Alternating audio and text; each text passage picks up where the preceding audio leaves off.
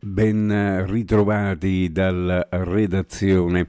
Nel 2024 la Polizia Postale ha denunciato in Friuli Venezia Giulia 20 persone per possesso di materiale multimediale pedopornografico di cui sono stati sequestrati oltre 7.350 gigabyte.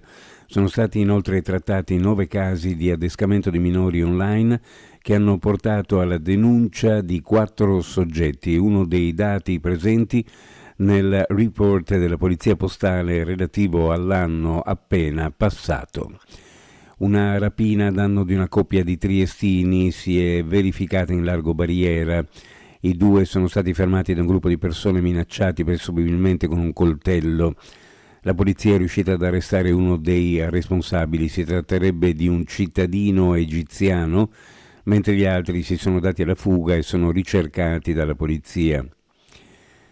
Grande soddisfazione da parte dell'opposizione in comune e in regione per le sentenze del TAR in merito all'iter della cabinovia.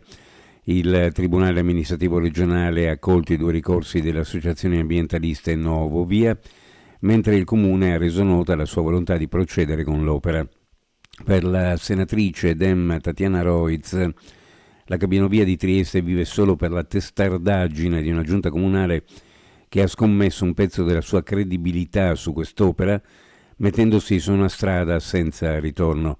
Sono obbligati a fingere di non vedere lo scontento dei cittadini e chiudere gli occhi perfino sulle pronunce del TAR.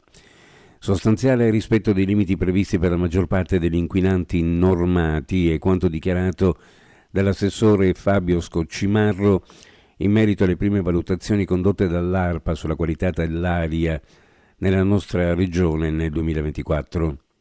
Permangono tuttavia alcune criticità in merito ad ozono, polveri sottili e benzoapirene, ma i risultati sono in linea con quello degli anni precedenti, che conferma la validità delle misure messe in campo dalla Regione per la tutela dell'ambiente in questo capo dell'atmosfera.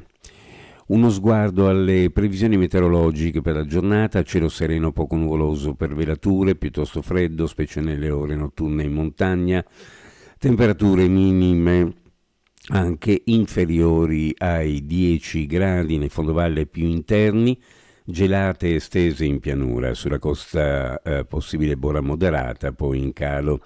Temperature minime in pianura fra meno 3 e 0 gradi, le massime fra 6 e 9. Sulla costa da 0 a 3 le minime, massime fra 6 e 8 gradi centigradi. Previsioni a cura di ARPA FVG Meteo.